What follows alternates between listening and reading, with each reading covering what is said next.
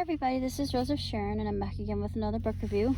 I just recently read Oscar Hokeah's Calling for a Blanket Dance. That's not easy to say. And this actually feels like it's true, not fiction at all, because I think more often than not, Cherokee people mixed with Mexicans. I just feel like it happens more than it's actually reported upon, and there are more half-bloods than are recorded. But it feels more like a memoir or a biography than a fiction. And I absolutely loved it, even though there were parts of it that were absolutely heartbreaking. It was a really good story, very illustrative, and it actually really fascinating because I'm not native, obviously, and I'm drawn to the Cherokee. If you know me well enough, you know why. It's their storytelling, their culture, their respect for family. Although it's very intriguing here, this is a different perspective on the Cherokee because this is an outsider, it's a half-blood, and some of the Cherokee, the full-blood ones, seem to be a little bit haughty about their position and their upbringing, and kind of like the Aryans were. And I thought, yikes, yeesh. Yeah, less said about that the better, but I had no idea. But I guess it's in every culture if you're so-called pureblood, and there's no real such thing as being a pureblood. I mean, that's just not possible given how distinct we are as human beings. No such thing exists. I mean, eugenics tried. Thank God it didn't succeed, but it did what it was meant to do, and then disappeared, thankfully. But yeah, this is a really fantastic story. It's way too short.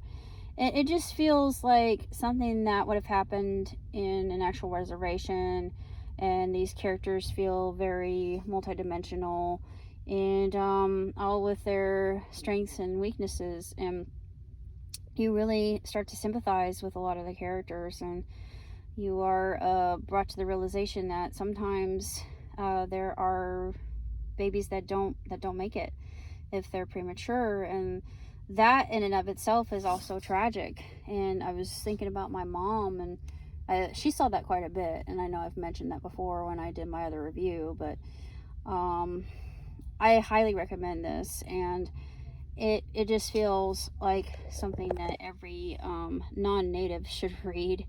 And I never heard of Oscar before. I've never heard of Hokeah's work.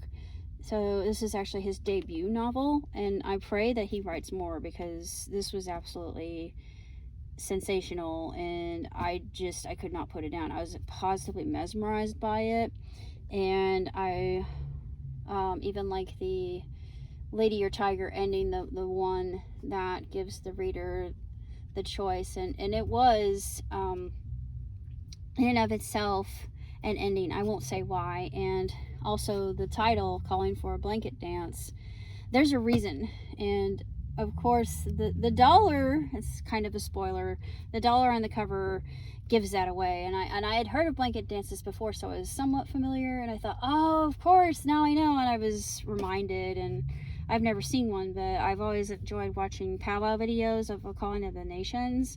And I seriously, it's on my bucket list that I should go to one. I feel like I am a friend to the tribe. I don't know why. Maybe it's because my ancestors were never colonists. They came because they were compelled to come before Hitler rose in power. My dad's side. Now, as for mom's side, I'm not for certain, because I know that we're distant to William the Conqueror. And we also have David Crockett. I think David Crockett. Not David Crockett. Oh shoot. Yeah, I think it's David Crockett. Anyways, I'm distantly related to him, which is really interesting. But it was kind of a shock to me when I came across Copeland, the surname Copeland. I'm related to the Copelands, and it just was nice to see my family's surname in there, that one I'm related to, one I'm connected to. And I thought, I wonder if there's some truth to that. I wonder if real life Copelands are. I bet we are, because I know that the truest frontiersman of them all, Crockett himself, he actually saved an Indian woman and basically adopted her as his daughter.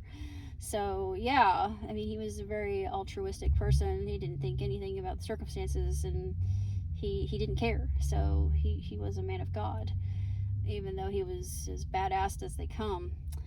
I can't really say that much else other than that was a nice surprise coming across that surname, even though I know it's fiction.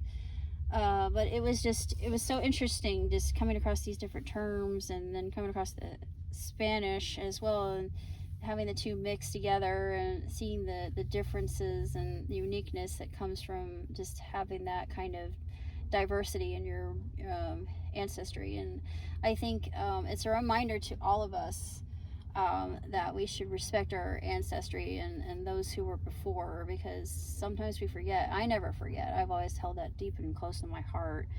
But that's basically all I have to say about Calling for a Blanket Dance. I highly recommend it. If you see it in your library, pick it up. Until next time, live long, prosper. Ciao, tutti.